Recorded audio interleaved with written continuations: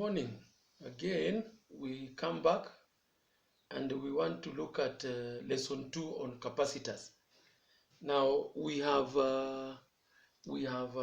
parallel plate capacitor. I have drawn it here, plate P and plate Q. Now, for us to learn the factors affecting parallel plate capacitor, we connect plate P to the electroscope. Okay, so electroscope, we will see what happens to the leaf. It will help us understand the potential. You see, we have now like positive I've shown you. So we will be not talking of positive charges, we talk of potential. Okay, now what do we observe when we increase the distance? What do we observe as this distance D separating the plates is increased? On the leaf of the electroscope, you will observe an increase in divergence. Okay? There is an increase in divergence. But that divergence on the leaf is telling us that there is more positive potential. The potential, the divergence of a leaf is a measure of potential. Just like when there is a pointer moving, when you are using micrometer, microammeter, it tells us there is some flow of charges we call current. So we don't see the charges flowing, but we use that device to tell us what is happening. Equally so here, when the leaf diverges as a result of increasing the distance separating the parallel plates, it tells us there is more potential. Okay? And then this one we don't observe, but we conclude that there is decrease in capacitance. Capacitance has gone down. If you take it from layperson, when you increase the diameter of a tumbler, as you increase the diameter of the tumbler, the content height goes down. The content height goes down. Okay?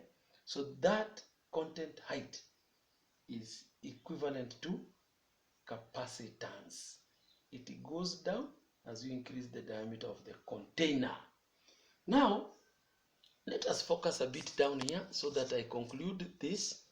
You see, if you have gone through your notes, this I've condensed it in a revision mode. If you have gone through your notes, you may have come across C is equal to epsilon naught A over D. Epsilon naught stands for permittivity. What material lies in between the two plates? We focus up again a bit. This. What is the material in between the parallel plates? So those plates are parallel. What occupies them? You see, like in this case, the two parallel plates, my fingers, they are parallel plates. What is in between them? The whiteboard marker. So the whiteboard marker will determine the potential on the parallel plates. We go down back, you will see when we focus down here, yes. So if you have come across these two formulae, C is equal to epsilon naught A over D. And also we have the basic capacitance is Q over V. Mathematically, since we are talking about capacitance, the same capacitance here, we can say V here can be compared to D. In Form 2, we do comparison of fractions. So if V behaves as D, you come and say, as in D increases, then this side V will also increase. So increase of distance brings about increase in potential. Increase in potential is seen or observed by the deflection of the leaf. More divergence, more potential. How did it come about? When we increase the distance. Okay? So you can get back to the basics and be safe in this topic.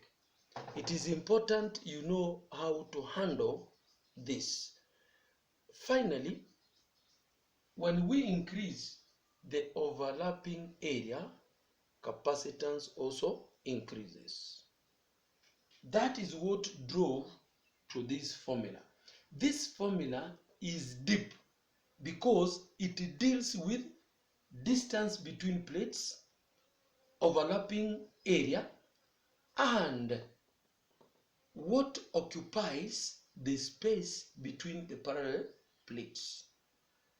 Okay, this is epsilon naught, which caters for what material occupies the space between the plates, which determines capacitance.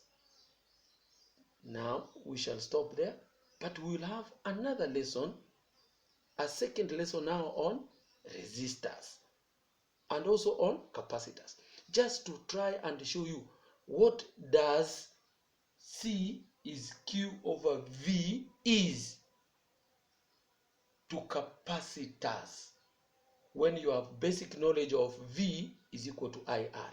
Bye bye.